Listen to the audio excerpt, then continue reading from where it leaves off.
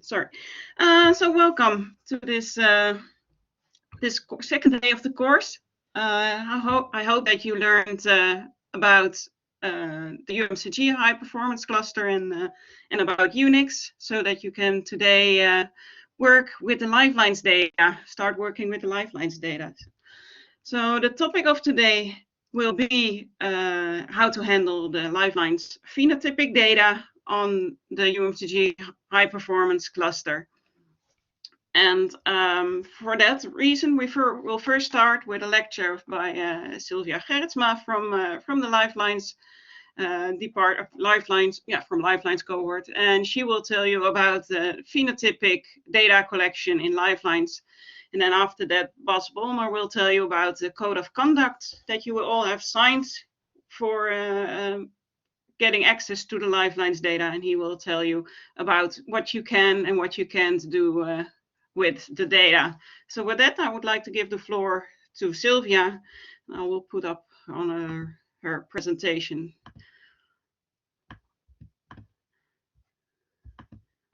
So that she can start. So Sylvia, the floor is yours. Thank you, Ilya. Can everybody hear me?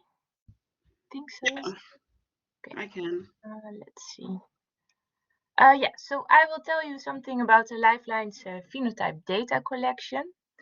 But before I do that, I first will introduce the Lifelines data management team. So some of you will probably know me through email because I gave you access to the high performance cluster. Let's see, how do I? Yes. But we actually have more data managers at Lifeline. So this is me, Sylvia. We also have Simone and Hemmo and Laura and Bas, who will tell you about the code of conduct later on. And Bas is our team leader. So now you will have a face with the name in the email. There's Bas waving. Okay, I will give a short overview of the Lifelines cohort. I think most of you will probably already know this, but it's good to have some background. So the Lifelines cohort started in 2006 with 167,000 people, participants, and they were collected in the 3 northern provinces of the Netherlands. So that's Drenthe, Friesland, and Groningen. And they make up about 10% of the general population in the Netherlands. They have some characteristics. They are quite stable. They don't move around much, the participants. They are ethnically uniform and economically diverse. To participant in the Lifelines cohort, they all signed an informed consent. So what do we have in our cohort? At baseline, so 2006, we started with about 140,000 adults, so aged between 18 and 64 years old. We have 15,000 children and about 12,000 elderly people. They are 65 plus years old. About half of these participants were included via their GP. And once they were included, also family members of these participants were asked. And about 14% were included through self-registration. We do exclude some participants who would want to join, and that's based on language problems because all the questionnaires are in Dutch. It's kind of good to know the Dutch language. People with mental health issues or when they were mortally ill were also excluded from the cohort. We have many family relations within our Lifelines cohort. So we have about 7,000 sibling sets, but also 20,000 participants who are part of a 3 generation in the cohort, which is quite nice.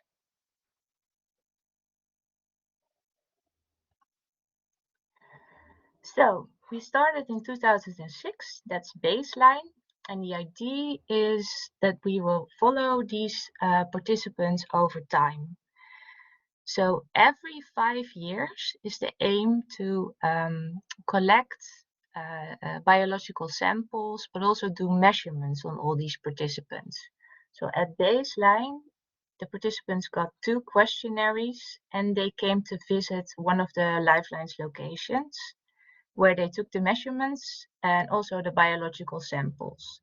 And then approximately 5 years later, the same participants were asked again to visit a location where measurements and biological samples were collected again. And now, 5 years later again, we are in the 3rd assessment. This visit is happening again, and this is still ongoing.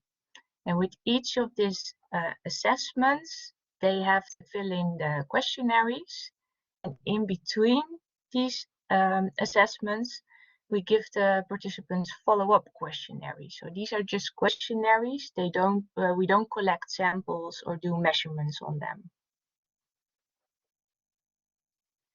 So this is quite nice because you can follow the participants through time and also see if they developed any health issues or diseases over time. Like for instance, with dementia, on baseline, we had 20 participants with dementia, and at a follow-up questionnaire or assessment, we had 100 participants with dementia. And then you can see which participants have developed this disease. So that's like a short overview of our what our cohort consists of, the participants, and what you can do with it. I will now get into more the practical side, so where you can find this data and what it looks like. So by default, Lifelines projects get access through a Lifelines workspace, which is an isolated virtual Windows environment. Get a sip of tea.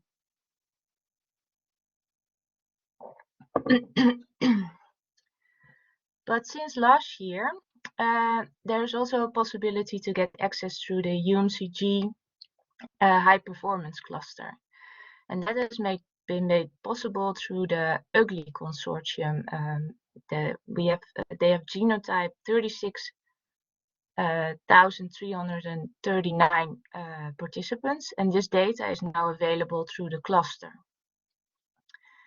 And it is now actually possible for applicants to choose whether they want to work on the Lifelines workspace or the cluster. And of course, when genetic data is requested, they have to work through the cluster because we cannot make that data available on the Lifelines workspace because it's too big. So we are dealing for UGLY data with 2 different types of projects. One of them is an UGLY consortium project. And in an UGLY consortium project, the main applicant is an UGLY consortium member, which means they invested in the genotyping of UGLY.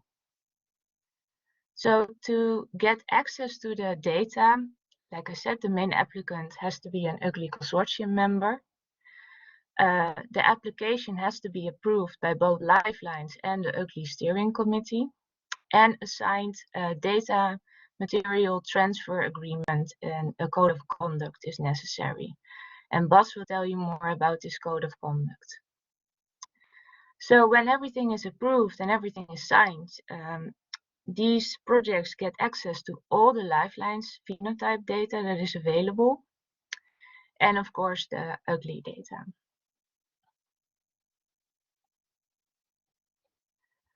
The other projects, which are, well, let's call them non-UGLY consortium projects, so where the main applicant is not an UGLY consortium member, they can still request the UGLY data. And for that, they need an approved application by Lifelines. Anyway, they need that to get access to the cluster. And when UGLY data is also requested, the application will also be reviewed by the UGLY steering committee. And again, a signed DMTA and a code of conduct is necessary, but in this case also an offer. Access to the Lifelines phenotype data in this case goes through the Lifelines catalog, and it's made available on a different location on the cluster. The genotype data is still in the same place for the sorting projects. I will get into more detail about where the data is exactly located. So I think you already had some of this yesterday in the course about the cluster, how to work on that. But in UMCG Lifelines, which is the group where the data is located, we have two drives, which is the permanent drive and the temp drive, so PRM and TMP. And within these two drives, there are two directories or folders which are important for you if you are going to work with the data. And that's the releases folder and the projects folder. So for PRM, the releases folder, this is where the actual is located. So the phenotype data and the genotype data. Actually, all the Lifelines data that we make available through the cluster. But the phenotype data that is located here is only accessible for the Oakley Consortium projects. The projects folder on PRM is a folder with your project number, so it's similar as the OVE number of your application. And this folder can be used to archive your files permanently. So if you have finished your projects or you have a script that you want to keep, you can archive this in the archive folder within this project folder. For non-Oakley Consortium projects, we will make the phenotype data available in this folder.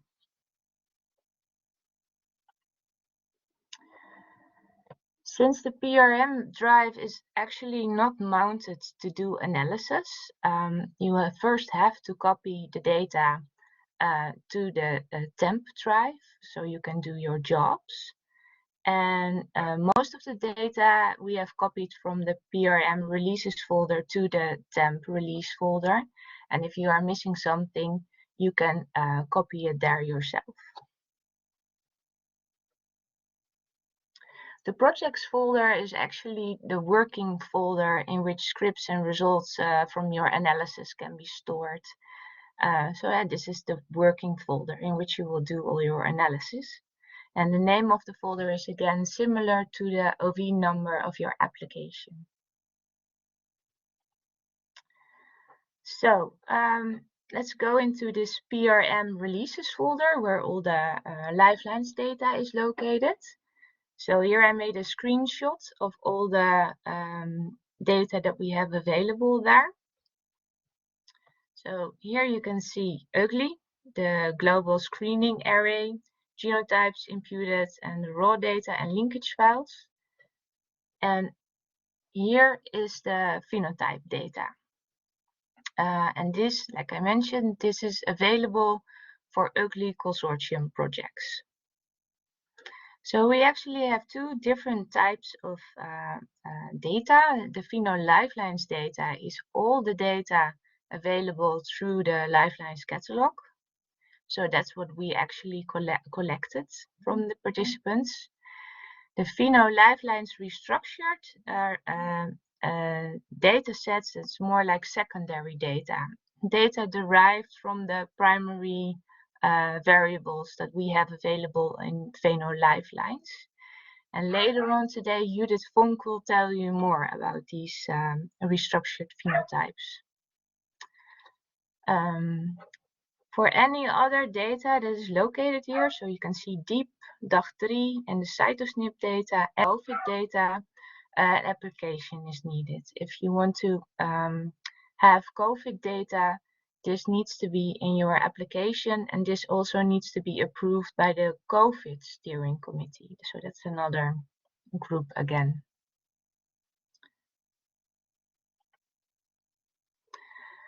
All these release folders, well, of course, have the data, but they also contain a README, and this README is quite important, and I want to encourage you to read this README because it contains some pretty good information, like for instance, here is the Pheno Lifelines README. You can see who the contact person is, what is actually located in here, so summary of the research, but also the folder description, telling you exactly what is located in which folder. So please read the READMEs.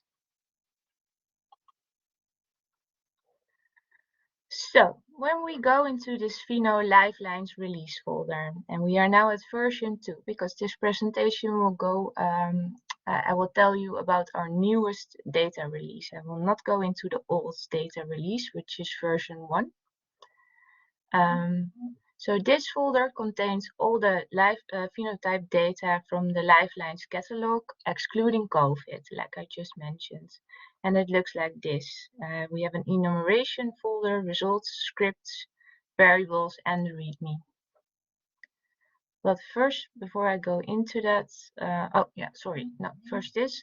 So for the non-ugly consortium projects, the phenotype data, these 3 folders, are located on projects, in the projects folder on PRM, in a dataset order, and then the year. Oh, I'm missing a Y. I see the year and the month. And this phenotype data, the applicant has submitted through the Lifelines catalog. So this catalog is actually pretty awesome. Even if you're not using it, I would encourage you to take a look, because it contains lots of information about the data that we have available in the Lifelines cohort of our participants.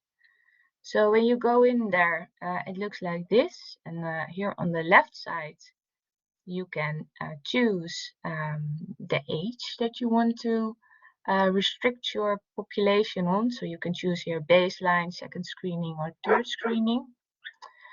You can also select which age groups you want to have data on, whether you want males or females or both. If you want both, you don't click anything. You can also restrict the data on different cohorts, like for instance, ugly. So here I have not chosen anything here. So you see here that for bone cancer in the follow-up questionnaire, so that's in second screening 2A, we have about 100,000 participants who have answered this question about bone cancer. So it's not that they all have bone cancer, but this is the population that answered the question. And if you would restrict it on ugly, this of course will only show you the ugly participants. And here you can choose which assessments you want to have data on. So after the non-ugly consortium projects have made this selection, it will roll out of the data platform, and we will prepare the data. And this data files, who are also in the Pheno Lifelines release folder, they have a basic structure. They all look similar. And that's based on the assessment. So that's baseline, second screening, third screening. Or an assessment can also be an additional assessment, so which was not part of the general assessment, like DEEP or IMA-Life. And within these assessments, you have elements. So a good example is baseline. A baseline has 4 elements. It has visit 1, visit 2, questionnaire 1, and questionnaire 2. And within these elements, you have different variants. If you have worked with our previous data release before, these are actually quite similar to the form IDs that we had back then. An example of a variant is anthropometry, which includes the variables like body weight and body length. They belong together, so we made them a variant. So you can basically picture this at, oh, it's kind of moved. No, well, baseline assessment, this is the assessment. Then we have these different elements. Yeah, that should be the questionnaire 1 and 2, visit 1 and visit 2, and then a variant. Oh, it's not working. Yeah, here. Well, it should be anthropometry, which is the variant.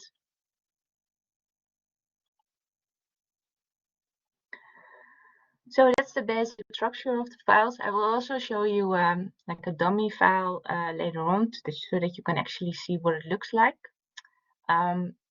Go back to the released file. So you get enumerations, results, and variables. The results folder contains the actual data. Enumerations are the coded answers. And the variables are, of course, information on the variables. So when we go into the results folder, you can see all the data files available through the catalog.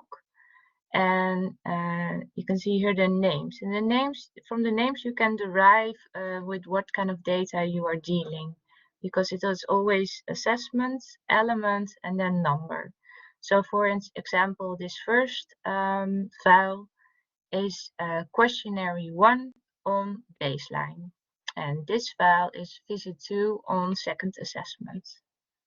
So if you look at the names, you can see that this is all the data we have on baseline. This is follow-up questionnaire 1B and 1C should be here. Second assessment, follow-up questionnaire 2B. The third assessment, we are already collecting data from that and updating it every now and then. And we also have secondary and linked variables. And this actually is also something that Judith Vonk will go into later on. So secondary and linked data, secondary data are variables derived from the primary variables that are located in these files. Linked variables are variables that are not collected by Lifelines, but are derived from a different source, linked to our participants, usually using postal codes.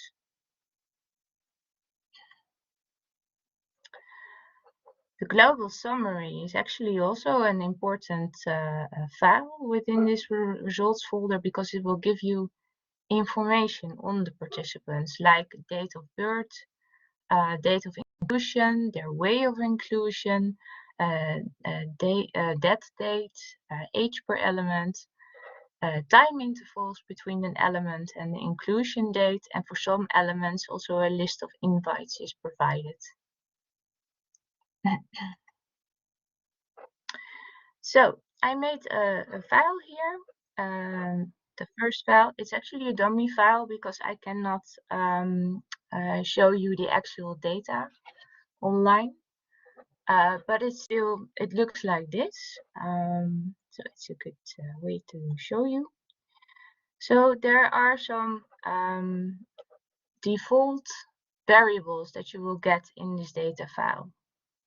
The first one is project pseudo ID, and this is actually the unique study subject identifier, and you can use this to merge different phenotype files.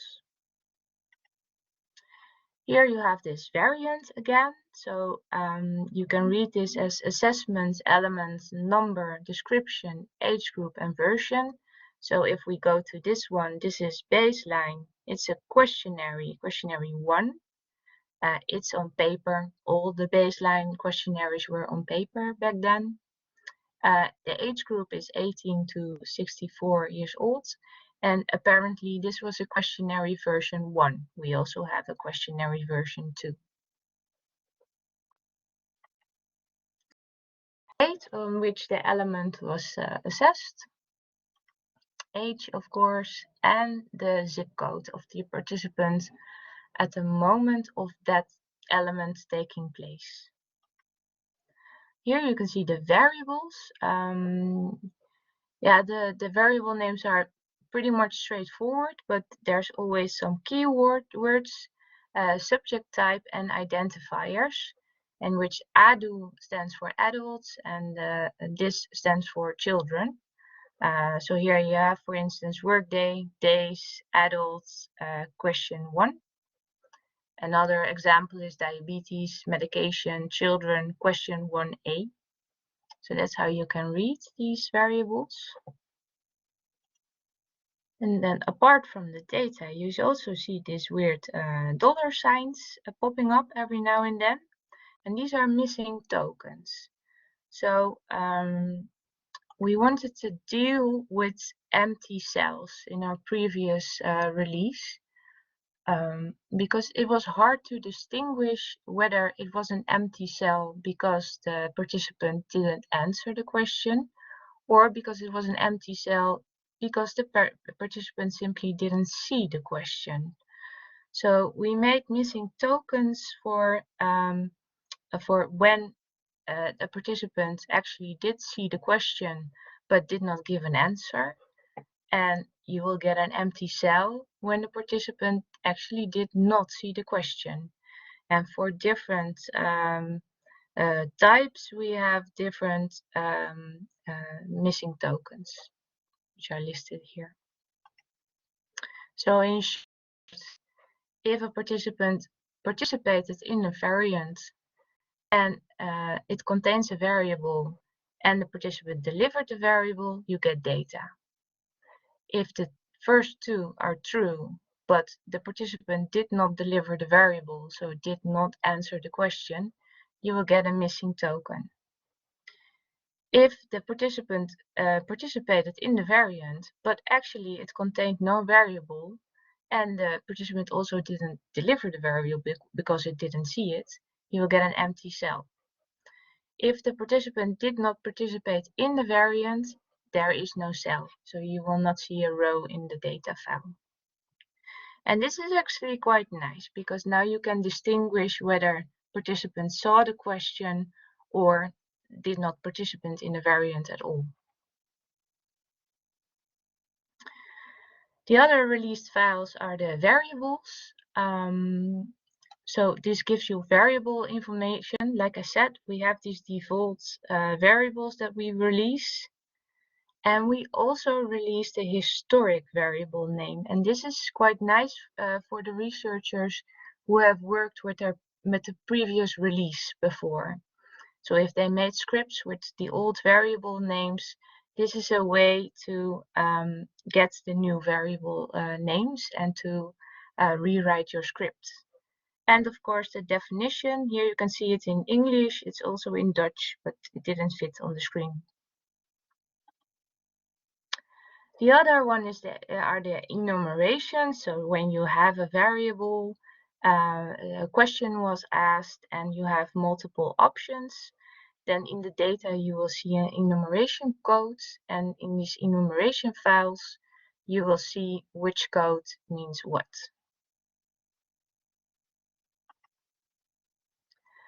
Linkage files are available in the release folder for the UCLI consortium projects.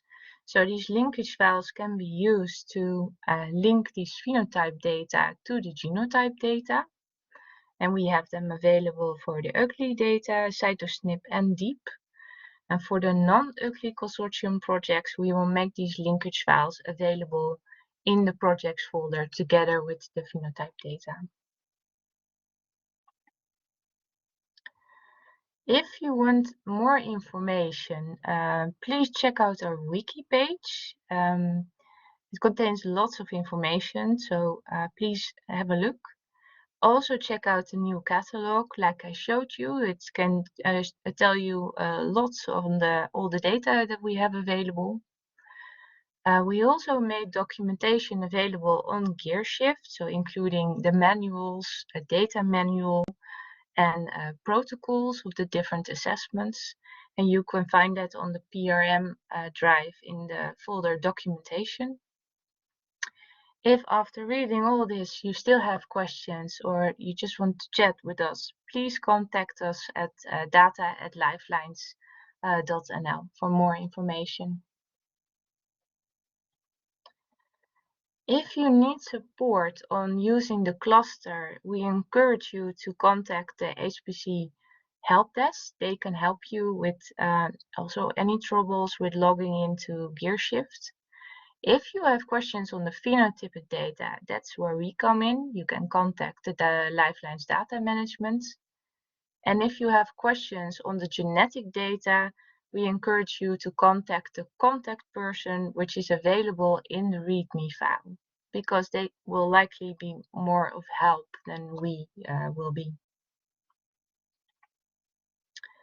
That was it. Are there any questions?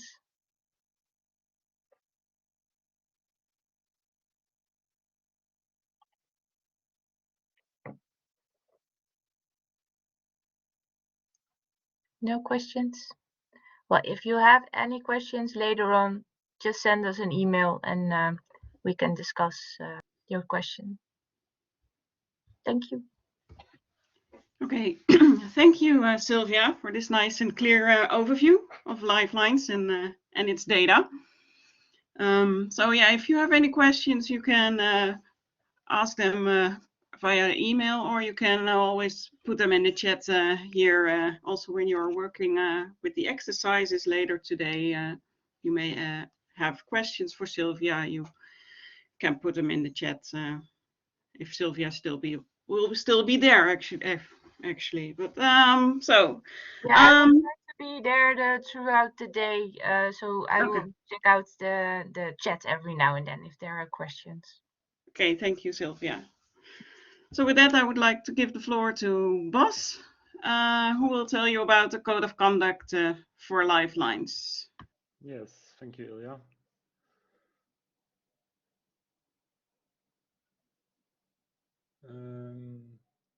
Do I still need to share my presentation myself, or thank you very much. Yes, great.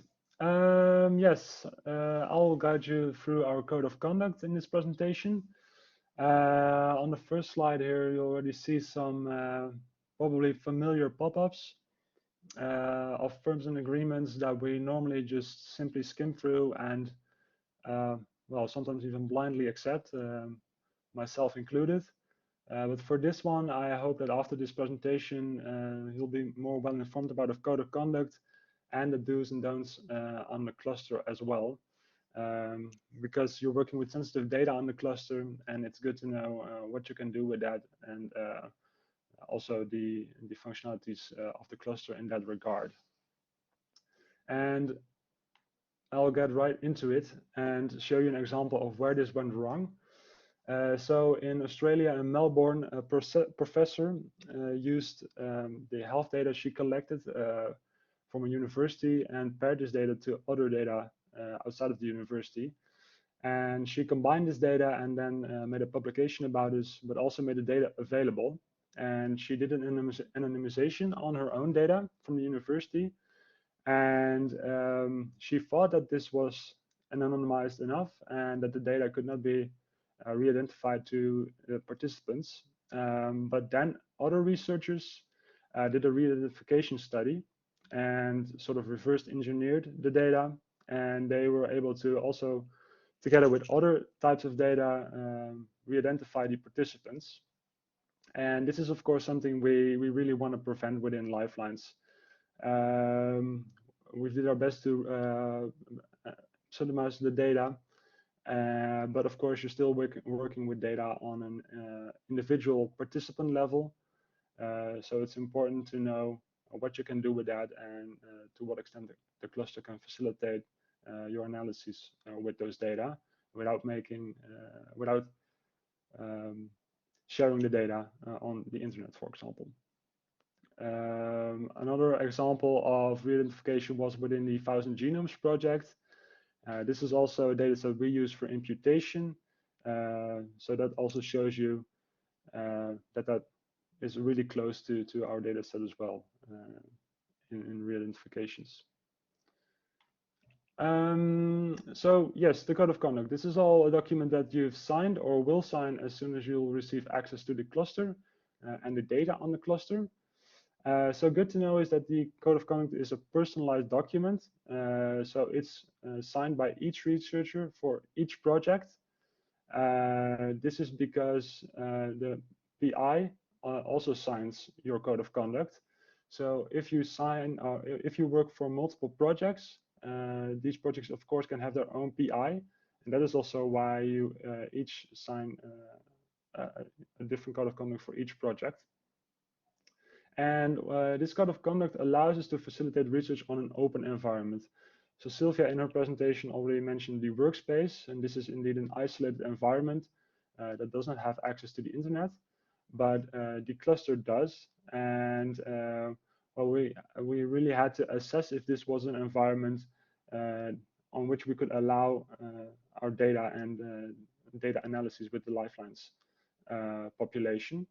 But after investigating that and doing a privacy impact assessment, the conclusion was that that was possible, but with some measures, of which the code of conduct is one. And of course, this is all made possible within the participants' informed consent. So that's also why the data cannot be shared outside of our environments, because we still have the responsibility over this data. So some of these cluster features are that it's based on Linux. You'll receive a single project folder for your project and for your team to work in. It has, as I mentioned, access to the internet. It uses computing nodes to perform resource-intensive analyses, and it contains a variety of genetic data sets, for example, from ugly, like Sylvia mentioned, but also our previously genotyped data set, but also from deep and DAG3. And compared to a Lifelines workspace, this is simply a different set of tools and applications that you have at your disposal. So the Lifelines workspace, for those who don't know, is a Windows environment. And this is mainly used by researchers who would like to use, for example, SPSS or Excel, and have a more phenotypic subjected research, and is less focused on the genotypic data. So for you to be able to work effectively on the cluster compared to the Lifelines workspace means that you'll have to have some technical know-how on to use a Linux environment to be able to also effectively and correctly work with the data. The cluster compared to the workspace also has less security measures because of its relieved restrictions. So internet access is one example of this, which allows you also to more easily install your own application pipelines or your own application environment. And you'll also be able to update, for example, Python or R more easily. And because we have these relieved security measures, that means that on the other hand, we have to restrict more on, for example, a juridical basis, on a legal basis. And that's also why we have this code of conduct. So that also means that if you're working on a cluster, you simply have more responsibility as a researcher compared to the Lifelines workspace, because that's, as we mentioned, an isolated environment, and you do not have the risk that you'll be able to leak data from that workspace. So looking at the code, I want to highlight and emphasize 2 points. Of course, the code of conduct describes multiple points on which you need to adhere, but these 2 are the most important. So you, as a user, will use the requested dataset solely for the approved project. This relates back to that you sign a code of conduct for each project.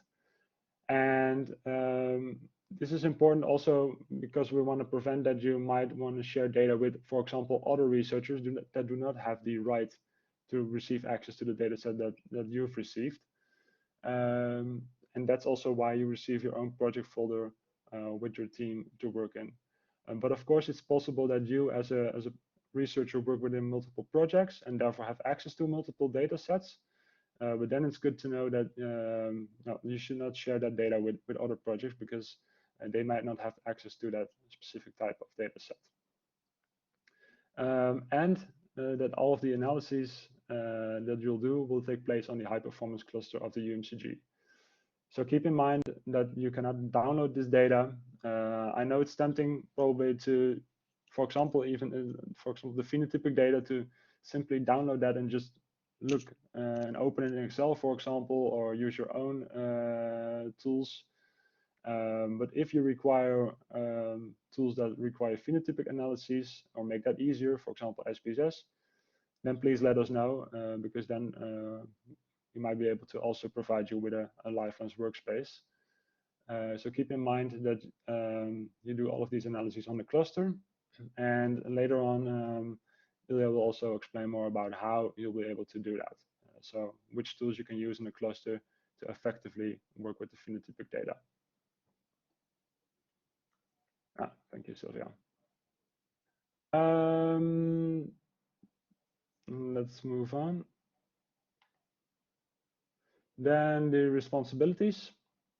So as I mentioned, you as a user and a researcher have more responsibilities when working in the cluster.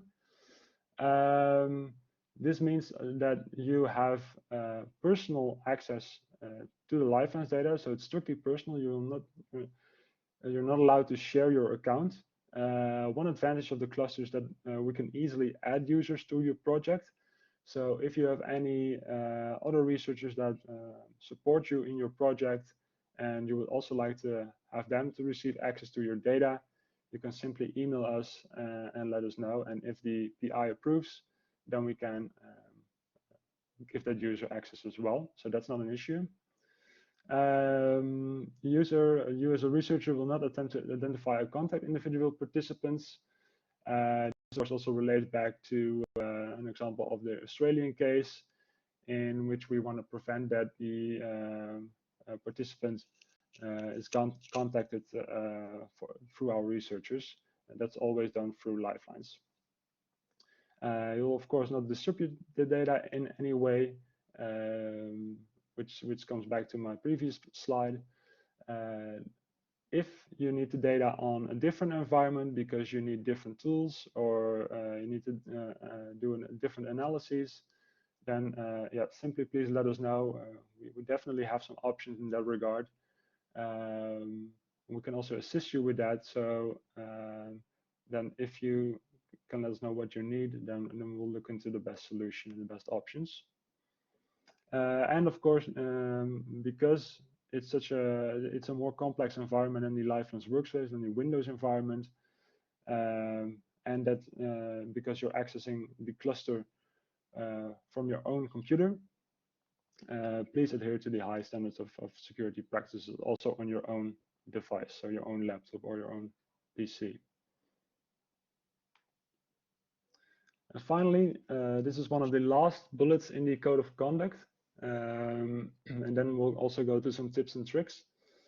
Is the line that says, I understand that failure to follow the rules stated in the DMTA and the DMTA addendum, which is the code of conduct, can have personal and financial consequences for myself and or my employer. This is of course a pretty strong line in the code of conduct, and I can imagine that you've questioned what this would mean for you personally. But this is of course to prevent the Australian case, which I gave an example of in the beginning, because in that case the PI had to resign over the incident. And for your project as well, you as a researcher of course work with the data, but you also have a PI responsible for the project, and he or she also signs the DMTA, which is a contract between Lifelines and the researcher and the PI. So yeah, please keep that in mind, and when in doubt, or when you're not sure about anything that, for example, happened on the cluster, or the actions you want to take with the data, you can always let us know, and then we'll give you advice on that. Which also brings us to the golden rules of working on the cluster. So when in doubt, simply contact us. It's not an issue. We will look into it. We can also see your project folder and see the data you're working with. Also, for example, if you've taken over a project from someone else, for example,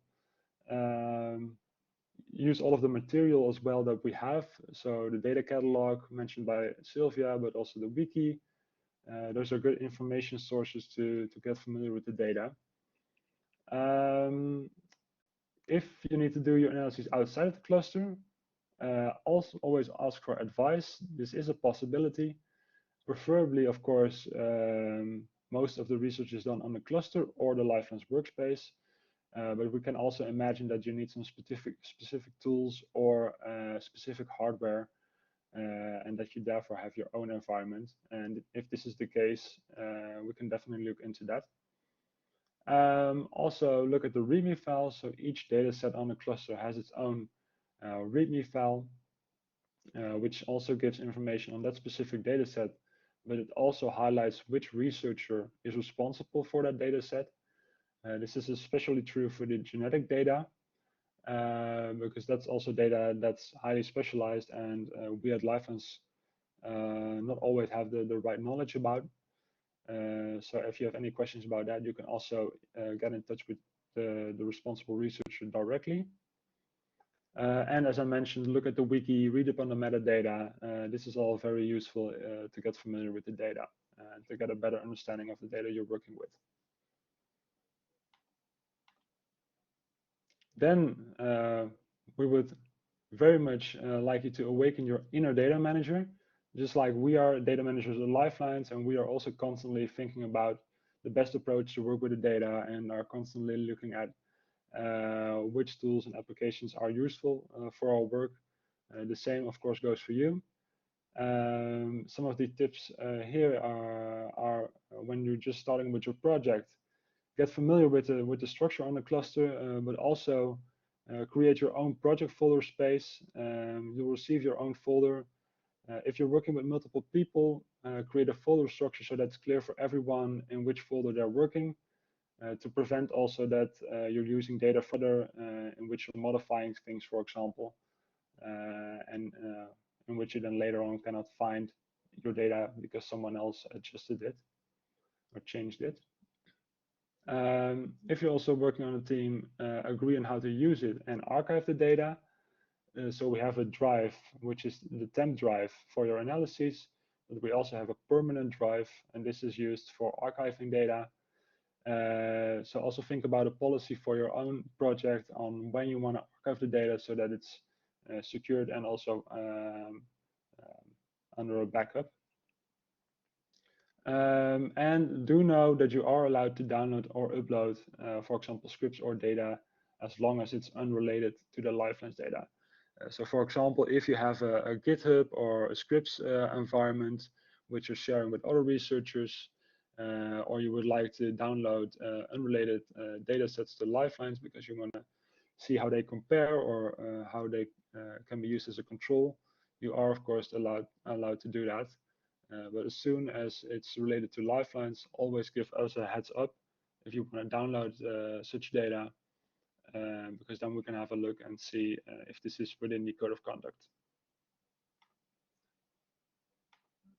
Which brings me to my last slide. Yeah, Cynthia also mentioned it. Feel free to get in touch with us. If you have any questions regarding the data or general inquiries, you can email us at data@lifelines.nl, and the team of data managers will help you. If you have more technical questions about the cluster, for example, about job scheduling or an application that's not available on the cluster, you can also get in touch with our colleagues from the HPC help desk at their email. And yeah, we're here to help. So first of all, good luck, of course, with your research. And we hope that the cluster is the right environment for you guys to work in. And we're looking forward to your results, of course. And in the meantime, if you have any questions, feel free to get in touch. Thank you. Okay, thank you, Bas. Are there any questions to Bas now?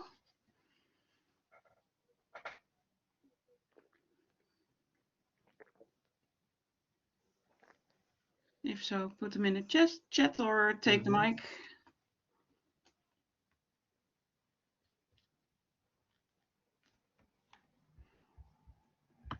I guess not, so everything was clear, Bas. Thank you. Yes, thank you. So for now, I would suggest to have a short break for 10 minutes. So let's start again at 10:05 with the next lecture.